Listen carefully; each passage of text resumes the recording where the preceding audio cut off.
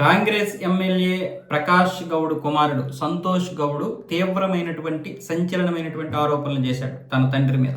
తన తండ్రి నన్ను, నా భార్యని, అంటే కాబోయేటటువంటి భార్యని, నా కాబోయే అత్తగారిని చంపాలని చూస్తున్నాడు. మా అత్తగారి కుటుంబం మీద అనేక నిందలు వేయిస్తున్నాడు.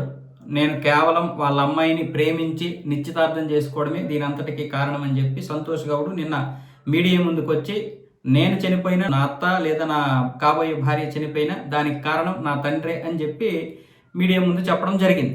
దీనికి సంబంధించి నిన్న మీడియా అంతా దీని గురించే మాట్లాడుకోవడం జరిగింది. మీడియా అటువైపు ప్రకాష్ గౌడ్ దగ్గరికి వెళ్తే నాకు వాడికి సంబంధం లేదు, వాడెవడో నాకు తెలియదు, దీని గురించి నేను మాట్లాడదలుచుకోలేదని చెప్పేశారు. అయితే ఇక్కడ ఎవరు అంటే బీఆర్ఎస్ నాయకురాలు పటోళ్ల రూపారెడ్డి. ఈ పటోళ్ల రూపారెడ్డి ఏంటంటే ఈవిడ కొంతమంది దగ్గర ఏదో అధిక లాభాలు వస్తాయని చెప్పి పెట్టుబడులు పెట్టించుకొని ఆ డబ్బంతా తినేసింది అనే దాని మీద కేసులు నమోదవుతున్నాయి. ప్రస్తుతం ఆమె రిమాండ్లో ఉంది. 14 రోజులు రిమాండ్ కూడా విధించారు.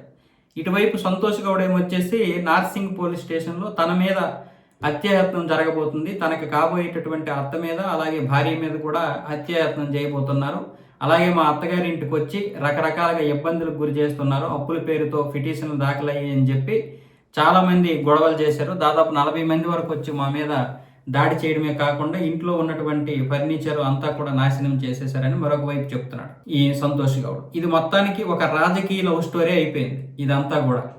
అటువైపు ఏమొచ్చేసి రూపారెడ్డి, ఇటువైపు ఏమొచ్చేసి ప్రకాష్ గౌడ్, మధ్యలోనే ఏమొచ్చేసి సంతోష్ గౌడ్. అంటే ఈ రాజకీయ కక్షలతోటి ఇప్పుడు ఈ లవ్ స్టోరీ ముడిపడి ఉంది. ఎవరు తప్పో ఎవరు ఒప్పో ఏమీ అర్థం కానిటువంటి పరిస్థితి. మొత్తానికి నాకు అతనికి సంబంధం లేదని తండ్రి ప్రకాష్ గౌడ్, ఇటువైపు ఏమొచ్చేసి పోలీసులు కూడా నా కేసులు తీసుకోవడం లేదు, నేను చేస్తున్నటువంటి కంప్లైంట్లు కూడా వినడం లేదని సంతోష్ గౌడ్ వాపోతున్నాడు. మరి ఈ యొక్క విషయం ఏంటనేది తెలియదు, కానీ ప్రస్తుతానికి పోలీసులు అయితే ఈ నిన్న ఎవరు వచ్చారు, ఏం దాడి చేశారనే దాని మీద ఎంక్వైరీ చేస్తున్నారు.